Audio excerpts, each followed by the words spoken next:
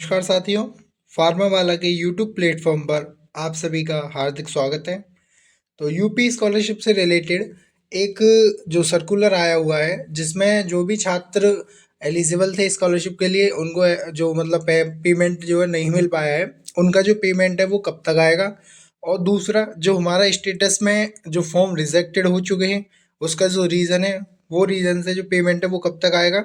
और मैंने आपको बताया था कि 10 मार्च से आपका जो पैसा है वो आना स्टार्ट हो जाएगा। तो किन किन छात्रों का पैसा आ चुका है मैं वो सारी चीज़ें आपको इस वीडियो में दिखाऊंगा, डिस्कस करूंगा आपके साथ। तो आप सभी से एक रिक्वेस्ट है कि आप सभी चैनल को ज़रूर सब्सक्राइब करिएगा, वीडियोस को लाइक करिए एंड नोटिफिकेशन आइकन को ज़रूर प्रेस रखिएगा जिससे कि कोई भी वीडियोस का नोटिफिकेशन आपसे मिस ना हो सके। तो सबसे पहले जो हमारा एक सर्कुलर आया है गवर्नमेंट से और जो एक न्यूज़ है उसके बारे में बात करते हैं कि जो जो हमारा कोर्स है यानी आपका जो स्टेटस है, आपके अगर स्टेटस में आपके स्टेटस में अगर सेम लेवल कोर्स शो हो रहा है यानी प्रदर्शित होने पर जो संबंधित प्रपत्र है वो भरना है आपको सेम लेवल कोर्स।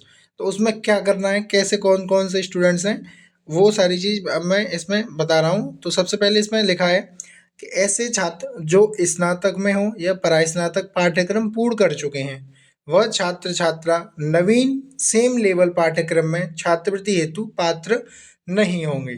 जैसे आपने बीएड कर ली, ठीक है, क्या कर ली, बीएड।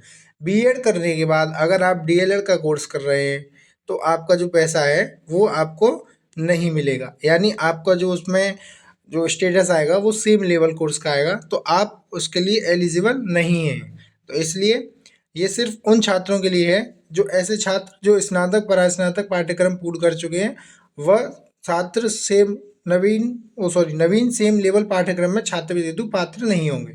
दूसरा, ऐसे छात्र जो पाठ्यक्रम अधूरा छोड़कर जो नवीन पाठ्यक्रम में प्रवेश लिए ऐसे छात्र छात्राओं को नए पाठ्यक्रम के प्रथम वर्ष में छात्रवृत्ति देय नहीं है। छात्र छात्रा द्वितीय वर्ष से निम्नलिखित प्रपत्र कार्यालय में संस्थान के माध्यम से दिए जाने पर ब्लॉक निरस्त किए जाने की कार्रवाई की जाएगी। तो सबसे पहली बात, ऐसे बच्चे जैसे आपने बीएससी कर रहे हो, ठीक है, आप बीएससी के बाद अगर आपको मैंने कि आपने बीएससी मान लो छोड़ दी, वो उस कंप्लीट नहीं करी और फिर आपको मैं बीए करूँगा, बीए में आप स्कॉलरशिप ले लें, मतलब बीए में स्कॉलरशिप मिल जाएगी तो बीए कर ले रहा हूँ मैं, तो ऐसा नहीं है।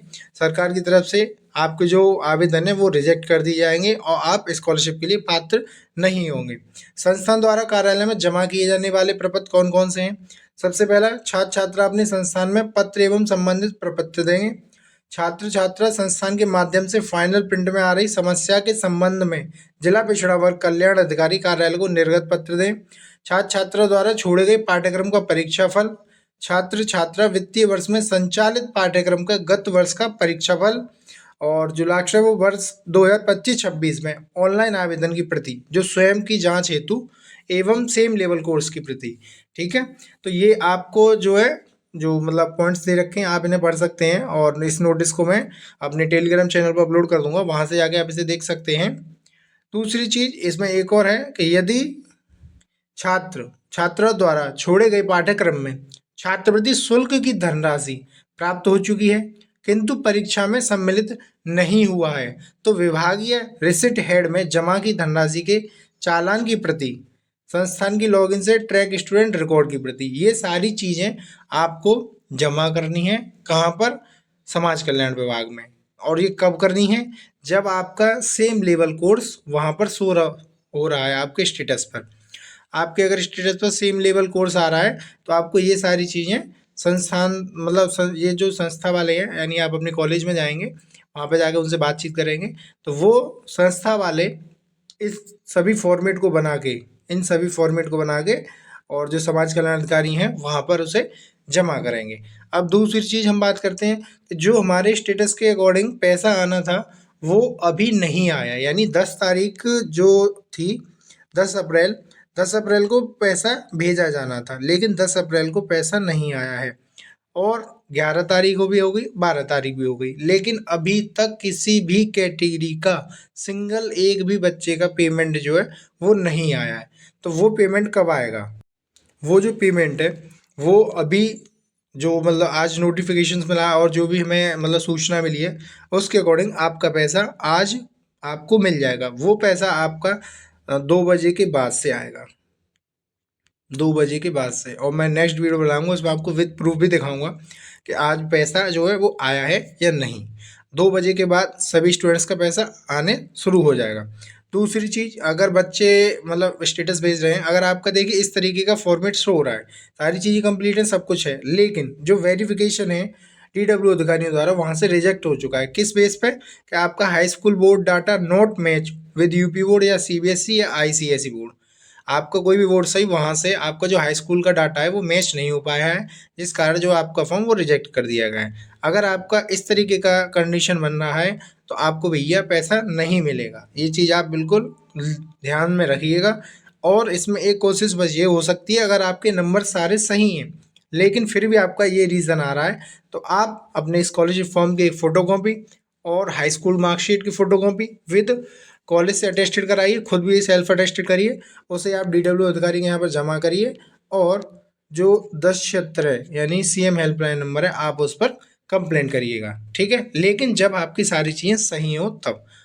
दूसरी चीज़, अगर आपका इस तरीके का स्टेटस शो हो रहा है, सारी चीज़ें कंप्लीट है, यहाँ सिर्फ पेंडिंग आ रहा है, तो आपको परेशान होने की ज़रूरत नहीं है। आपका 101% पैसा आपको मिलेगा ज़रूर, ठीक है। तो आप इस चीज़ के बारे में परेशान ना हो। और दूसरी चीज़, अगर आपका स्टेटस रिजेक्ट हुआ है यानी आपका जो DW अधिकारियों द्वारा अभी वेरिफिकेशन इसमें नहीं होता है, अगर आपका PFMS वेरिफिकेशन यहाँ से रिजेक्ट हो चुका है, UID never enable for DBT, तब आपका पैसा रुक जाएगा। इसमें दो चीज़ें होती हैं। सबसे पहला, अगर आपका आधार, जैसे आपके मल्टीपल अकाउंट हैं, ठीक है, अगर आपके 3 अकाउंट हैं, 3 में आपका जो आधार है वो लिंक हो रखा है, ठीक है, तो आप ये सोचें कि हमारा तो आधार लिंक है तो पैसा आ जाएगा, ऐसा नहीं है। आपको अपने आधार लिंक खाते में आपको अपना NPCI प्लस DBT, ये दोनों चीज़ें कंप्लीट एक ही अकाउंट्स में करानी पड़ेंगी, तब आपका पैसा जो है वो आपको मिल पाएगा, अन्यथा आपको आपका पैसा नहीं मिलेगा। तो ये चीज़ आप ज़रूर ध्यान रखिए। अब बहुत से बच्चे इस पोस्ट में रह गए, अरे नहीं हमारा तो आधार इनेबल है या हमारा NPCI तो इनेबल है, DBT इनेबल है, तो हमें को तो कुछ करने की ज़रूरत नहीं है। लेकिन आपके ये तीनों चीज़ें एक ही अकाउंट में इनेबल होनी चाहिए, तब तो आपको पेमेंट जो है वो मिल जाएगा। अगर आपका ये तीनों चीज़ इनेबल नहीं है तो आपको पेमेंट नहीं मिल पाएगा। तो जैसा भी आपको मतलब मैंने बताया, आप उस अकॉर्डिंग आप करिए और आपका जो पैसा है वो आपको 1 से 2 दिन के अंतराल में देखने को ज़रूर मिल जाएगा। तो और भी अपडेट्स के लिए आप सभी चैनल को सब्सक्राइब करिए और वीडियोज़ को लाइक करिए।